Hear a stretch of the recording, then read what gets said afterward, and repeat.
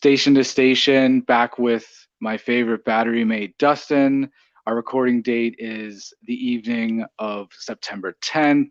The Jays have just polished off a series versus the Royals.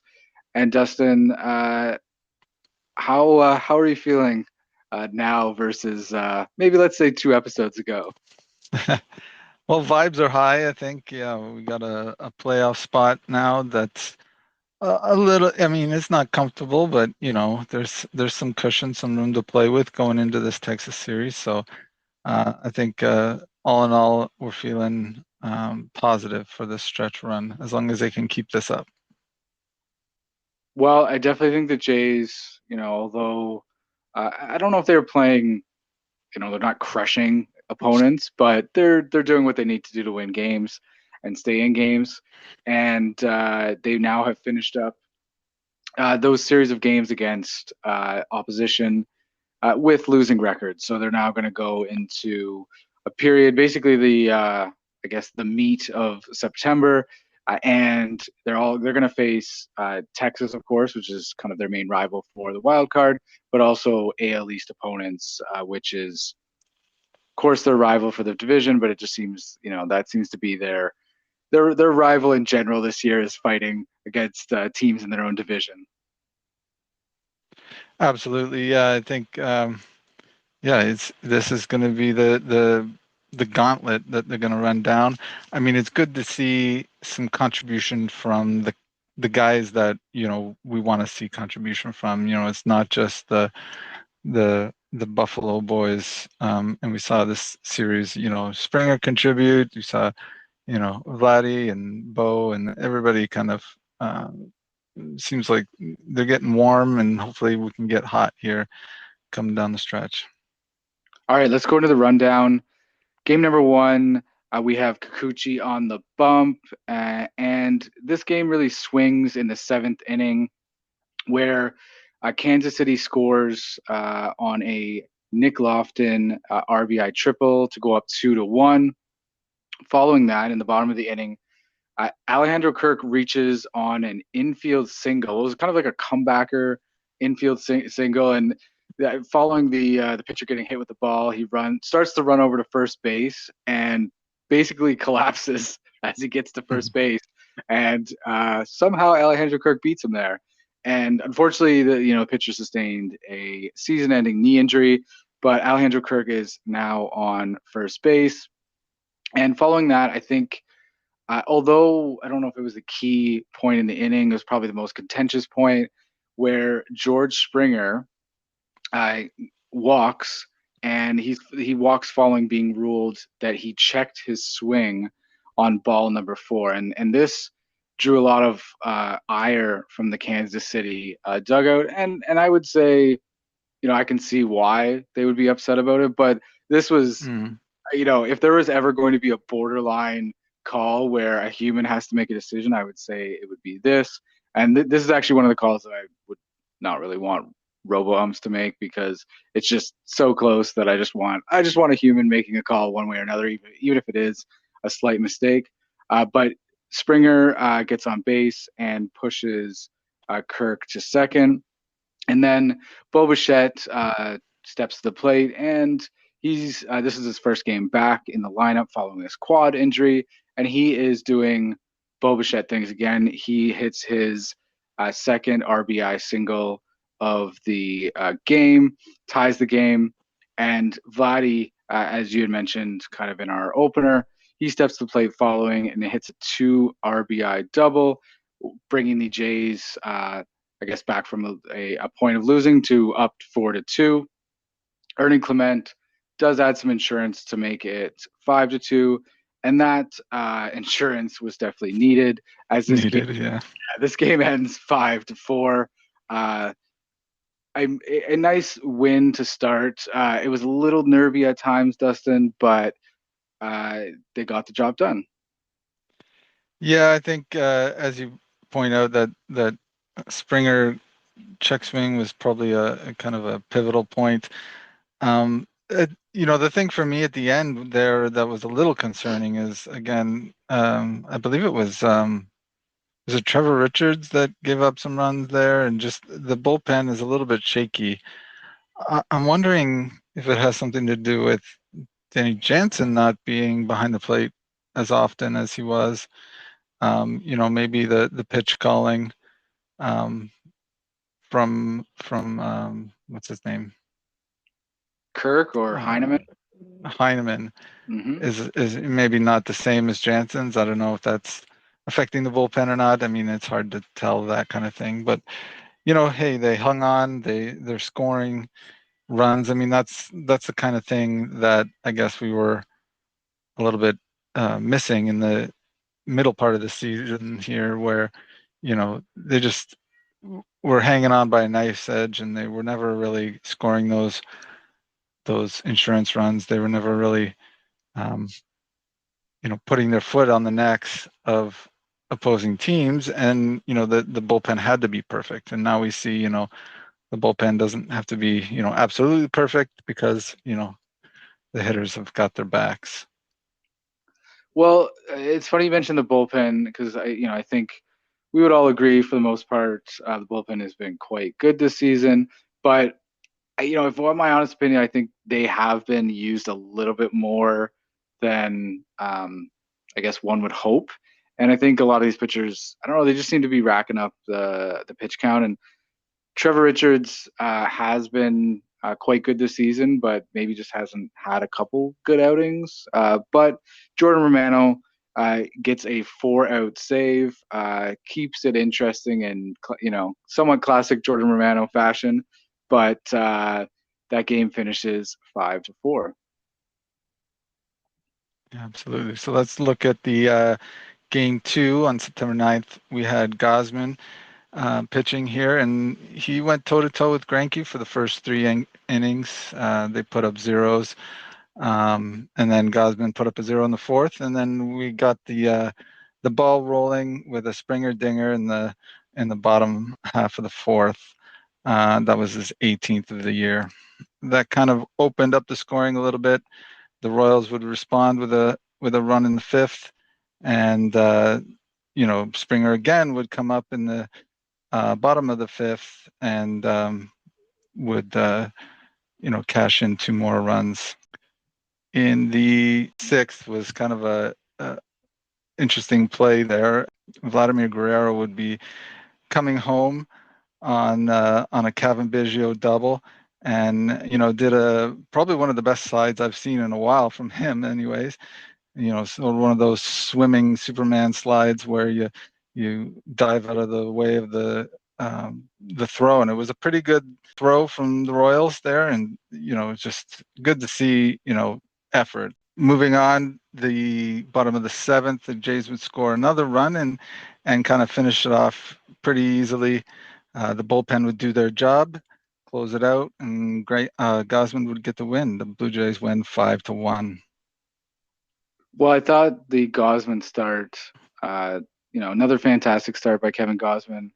8 innings pitched, 2 hits, one earned run, one walk, and 10 strikeouts. These are the kind of starting pitching performances which saves your bullpen and gives them a little rest, so that not as many pitchers are being run out there. Also strong, George Springer. You had two solo home runs and a two RBI single. Seemed like the Jays in this series did a lot of their damage with 2 outs. I noticed that as well. Uh, the the two RBI single in the bottom of the fifth and the solo home run in the seventh, bottom of the seventh, Dustin, were both Yeah. with 2 outs. So, and even in game three, there was a lot of action with 2 outs as well. And I think this is a good sign that, the Jays aren't packing it in at the end of an inning. They're playing it to the end. Absolutely. I think, this is the game kind of I was thinking of when I said that, the big boys are kind of contributing here. Springer had probably one of the biggest days of his season here with four RBIs and two home runs. Vladimir would score, Kevin Biggio's doubling, Kirk scores. Varsho did some stuff on the with the bat as well. I think he had a double. I'm not sure his line, but it just, it seemed like the guys that we want out there doing what they do, what they need to do, did what they need to do. So, that you want to see this from your guys. It's great to have the kids come up and be surprises, but you want to make sure that the guys that, you know, have proven themselves can do it, and we need this more going forward.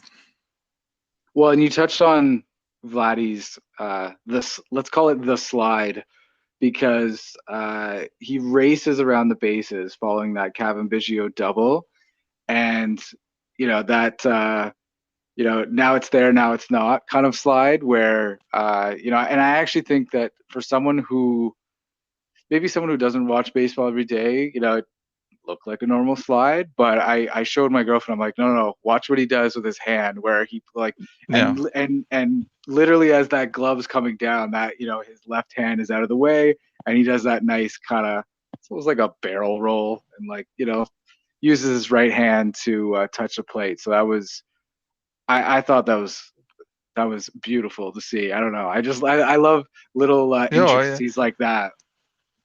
absolutely. I mean, I'm sure they teach them that kind of move, but it's definitely going to be difficult to pull off in the moment, when everything's racing through your mind and you're just trying to score. I mean, he definitely put an effort to it. It's funny you mentioned about showing your girlfriend. I was sitting there, my wife was on her phone, not really paying attention to the game, but when she cares a little bit, so she'll look up and when they score and whatever. And she even mentioned, she was like, "Oh, he did a good job there with that slide. They should have gotten them." And it's like, yeah, I mean, that was probably one of the best slides I've seen. I said so. It's definitely something you can appreciate even if you're not, a baseball aficionado. Following that win in game number two, the Jays do secure the series win, which somewhat was relieving to me, Dustin, because the Kansas City Royals haven't won a series since May, and I really didn't want the Jays to be, the one that breaks that I guess record of sorts. But game three, Sunday afternoon, 1:37 first pitch.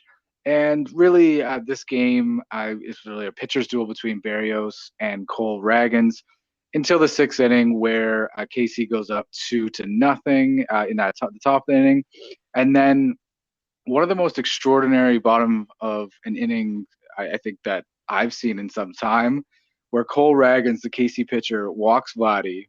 He then walks Davis Schneider. By the way, this is all with two outs. So he's Yeah. already got two outs. He walks Vladdy and Davis Schneider.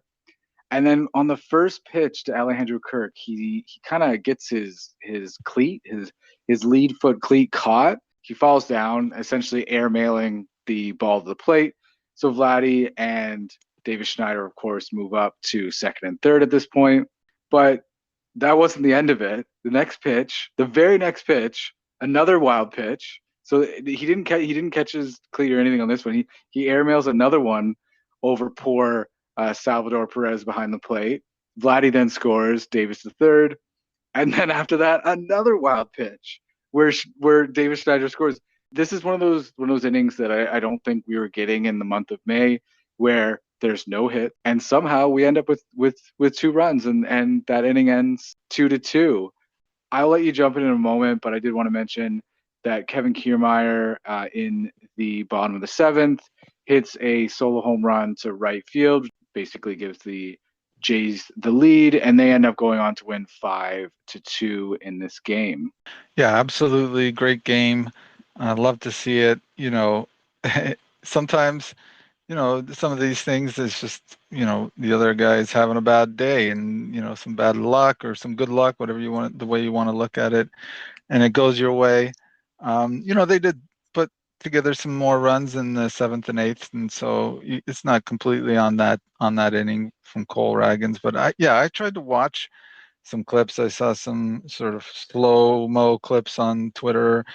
Uh, and a couple of times he plants his foot weird. I think he was even at a loss for like what the hell was happening, because it just seemed like his body just wasn't doing what his brain was telling it to do.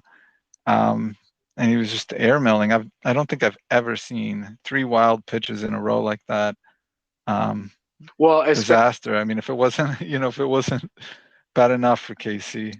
especially after pitching five shutout innings. Yeah, yeah, he was just dealing. And so it completely came out of part of the pun left field, but to have the really the fortunes of that game turn, and of course the game wasn't won in that inning. As you said, they did score a few runs following that, but that seemed to kind of tip the game a bit in the favor of the Jays. Yeah, I mean, it must be tough on the KC side. You're winning finally. You're looking like, okay, we're not going to be too embarrassed here. And then, oh man, it's just something like that happens. Sucks. All right, so let's do some scoreboard watching now. So over Hmm. the weekend, Seattle lost a series to the Rays 3-1.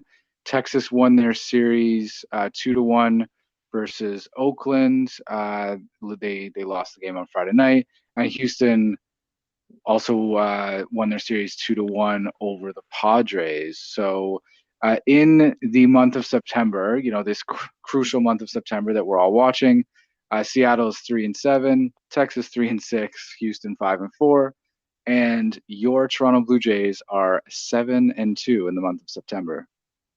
Awesome, awesome. Yeah, no, this is the exact time to get hot. The exact thing that we wanted to see. I think there are a lot of people, talking about this last sort of 15 game run and saying, well, they need to go, I think even we said, they need to go 12-3, 11-4. They went 10-5.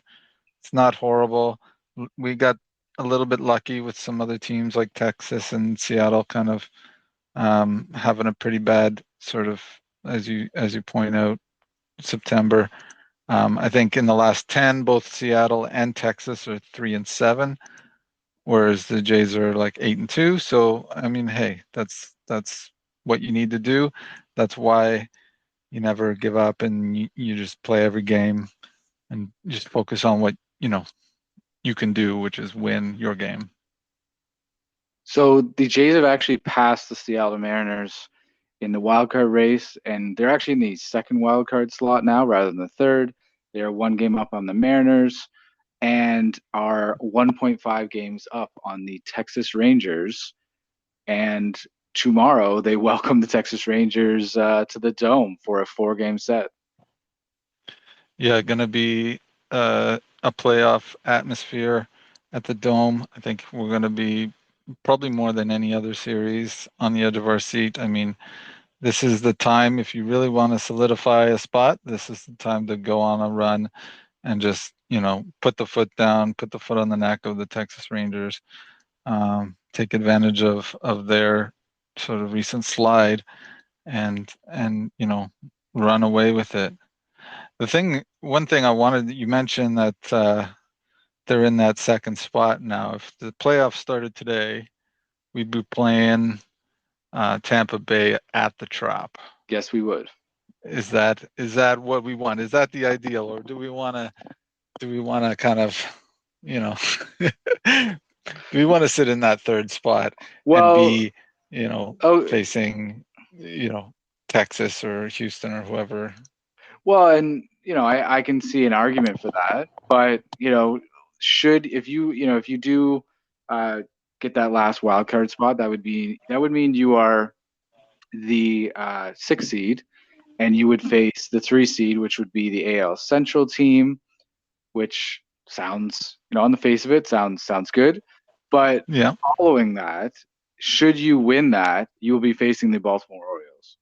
So absolutely. Yeah, I mean, uh, yeah. Either way, I'm we got to a go little, through one of Tampa or Baltimore. So yeah, and if you want me to be honest, I prefer Tampa. So over really, Baltimore. I don't, yeah, Baltimore. I don't think we're beating Baltimore in a series. I just think they're too good this year. But Tampa, especially in a short series, I think we might be able to do some damage against them. And I don't know. I'm kind of always kind of stay. I just want to stay away from the the big team. And listen, if you stay away from Baltimore, you never know. Maybe they might trip up as well, right? And you face, maybe you face Houston in the ALCS or something, right? Yeah, that's true. I mean, look, you on the road to the World Series, you're gonna have to play, these teams. You're gonna have to beat them. Um, you maybe you have a good point. I mean, if it's like Tampa in a short series versus Baltimore in a 7 game, that's maybe something that you'd rather do. Um, I mean, assuming Baltimore, goes through their team and they make it to the CS. I mean, we're going to be facing them there, if we get there. So we're gonna have to see them one time or another. But you're right. Maybe they trip up. Um, maybe we don't. But hey, I think they just gotta. We can't be worried about that. Worried about getting in, and whatever happens, happens. I mean, something that I was thinking about is for as much as we kind of um,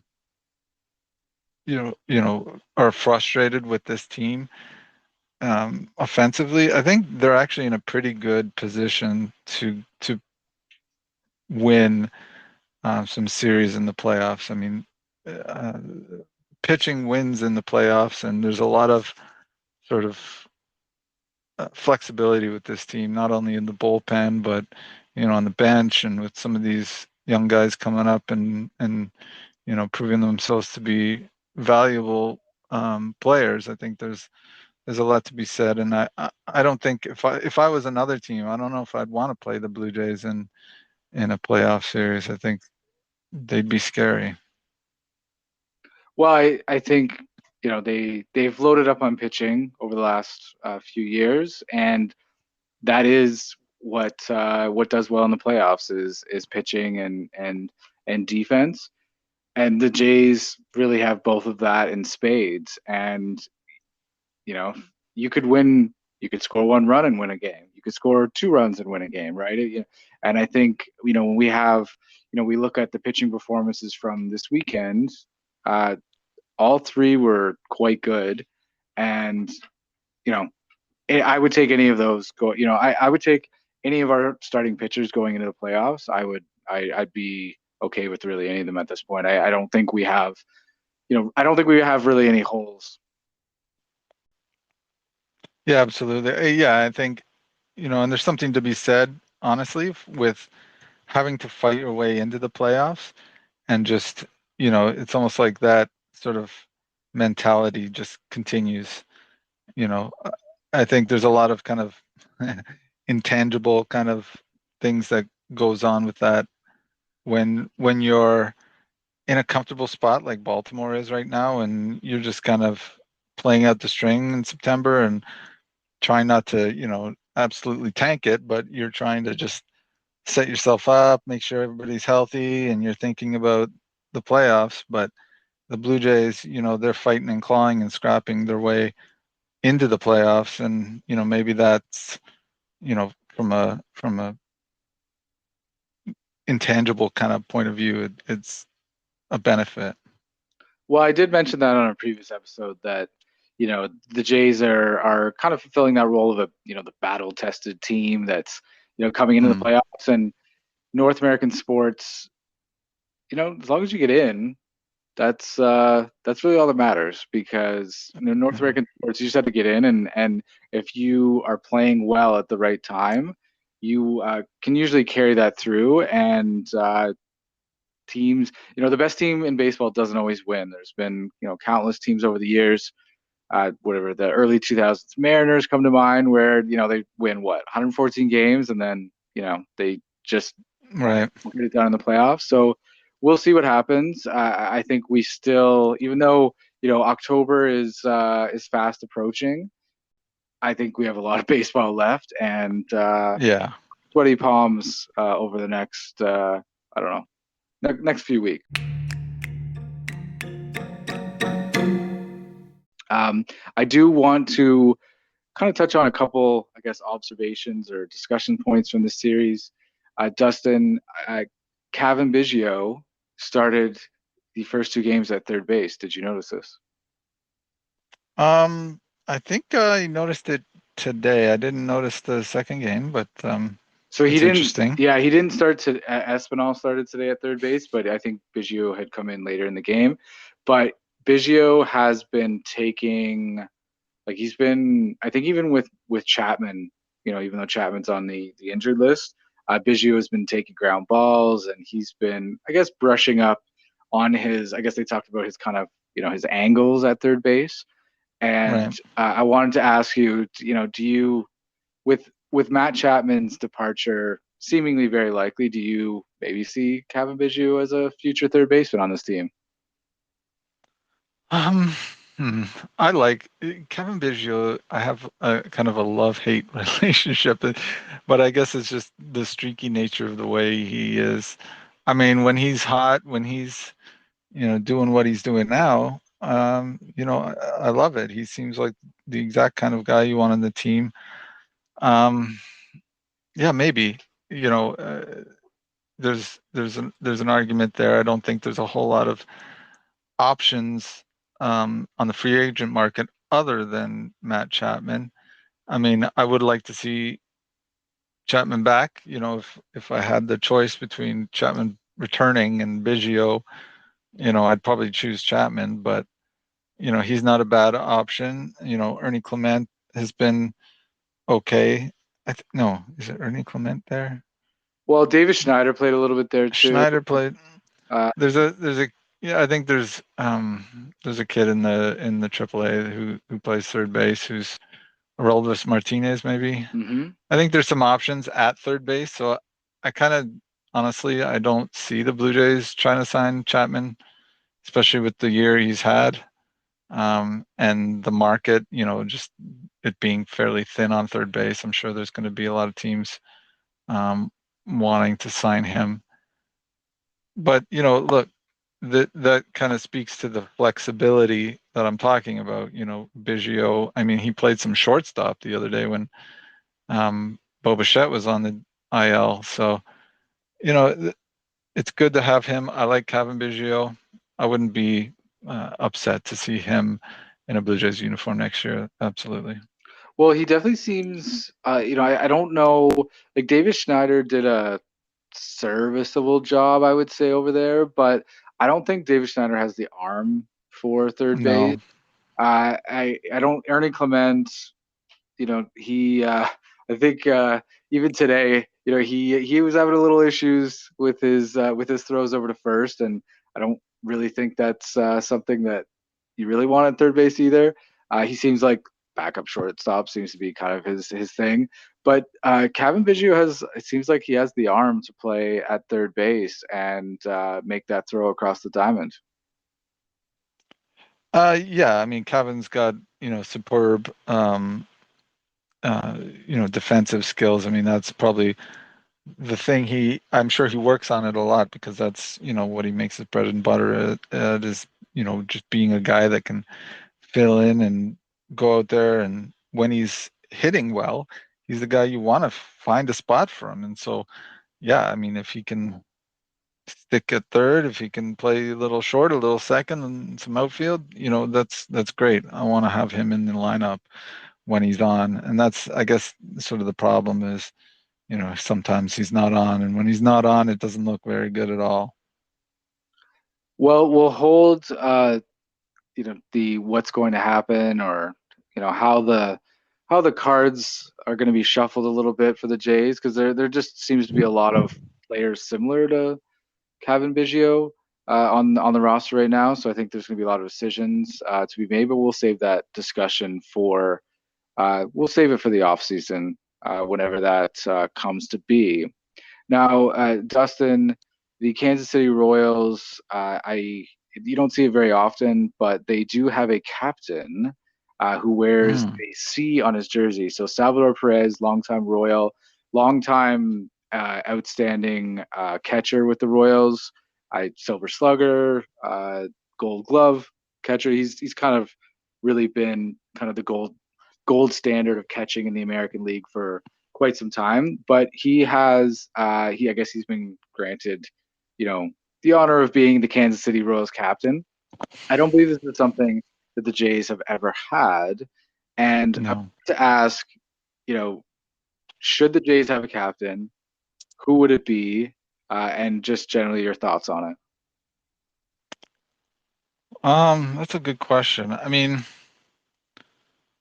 I guess it depends on, what is your definition of a captain? If you had to sort of define, okay, what makes a captain of a team? What would those traits be?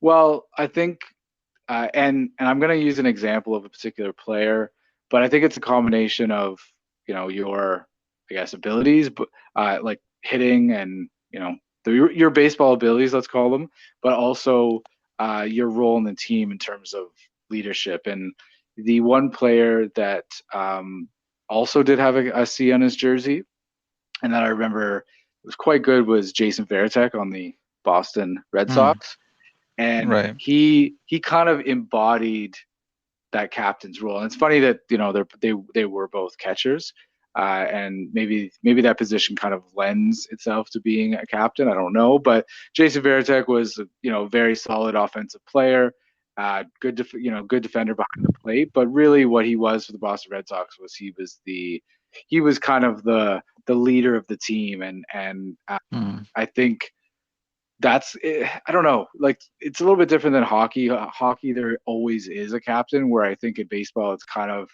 if you have that player, you can give them the C. But yeah, Yeah. kind of an overall leader of the team, I guess.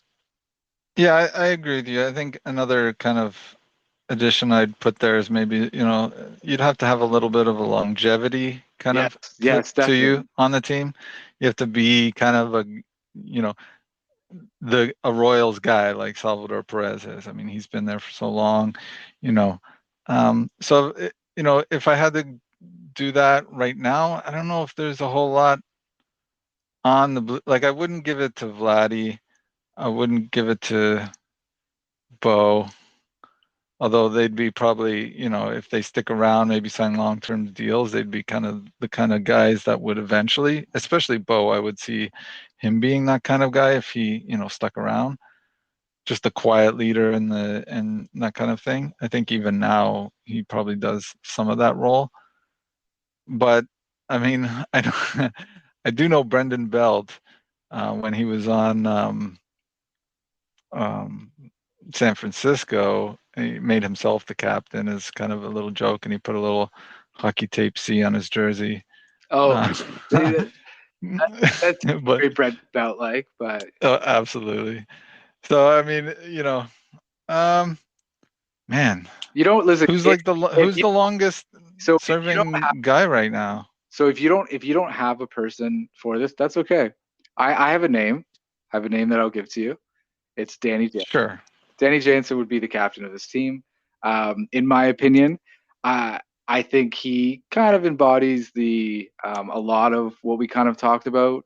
Unfortunately, Danny Jansen is often injured and is actually out for the season now, so we won't be seeing him in terms of any playoff push or any playoff baseball.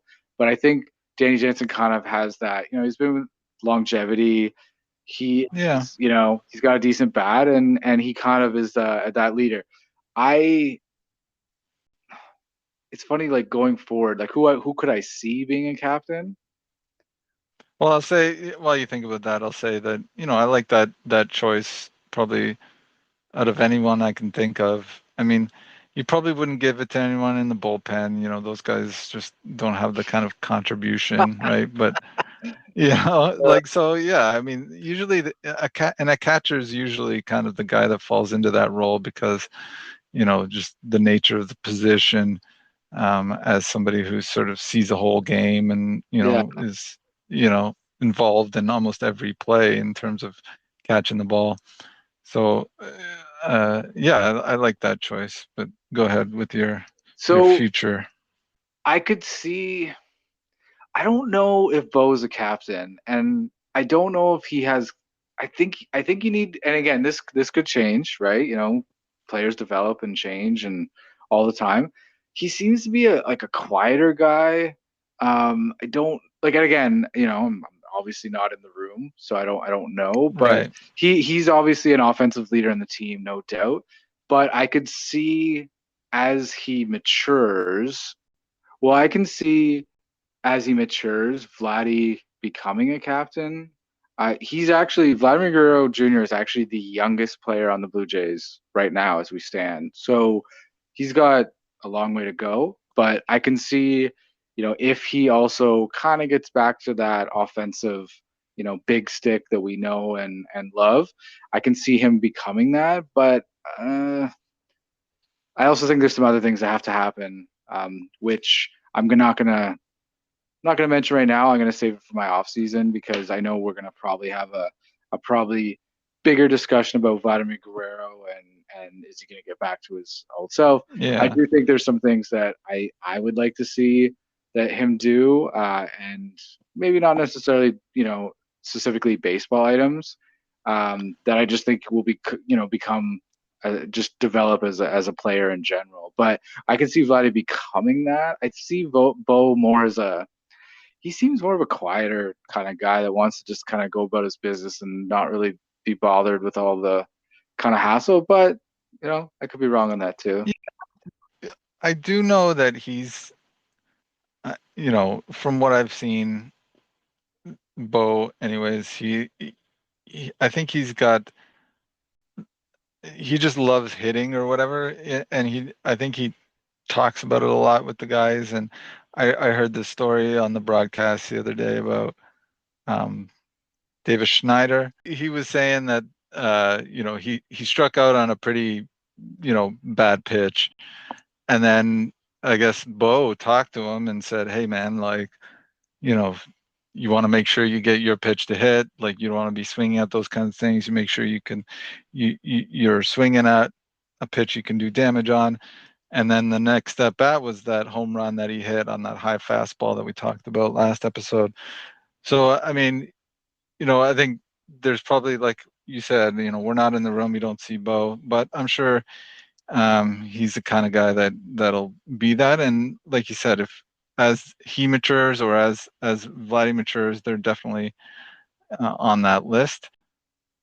One guy that I see, if he didn't have the year that he had this year, or if he turns it around, is Alec Manoah. Like if he just seems like he's got that kind of personality and gregarious and really likable and um, a good teammate and all that. He's got those kind of qualities that would make him a good captain if he could put together the performance to justify it. Well, I would 100% agree. I don't know if I'd want to be giving a captaincy to a player that only plays once every 5 days, but I would totally agree that the person personality I think is a Well, little you bit don't think you underrated, don't right? I think I think it's a bit underrated. Like in that personality, like people respond to people with good personalities. That's just the way it is. you don't think that Roy Halladay would have, like, if the Blue Jays had that captain sort of tradition, you Uh, don't think he would have been a captain? I think, yeah, I guess that's point taken. I don't Point taken. know, maybe, I just, you I don't know. know. Maybe I have to look up more. Maybe I have to look up more history of captains in baseball. It seems to be generally more position players, but uh, Yeah, that's I probably don't. true. But then again, again, Roy Halladay was the best player on the team for a few years, right? For many many years. So why couldn't he be a captain? Right. So, all right. Well, I guess I don't think we're going to be having a captain anytime soon. But I did. I saw that C, and I instantly wanted to discuss. All right, Justin. I think that's all the time we have. Thank you very much for joining me. Thanks, Al. Take care.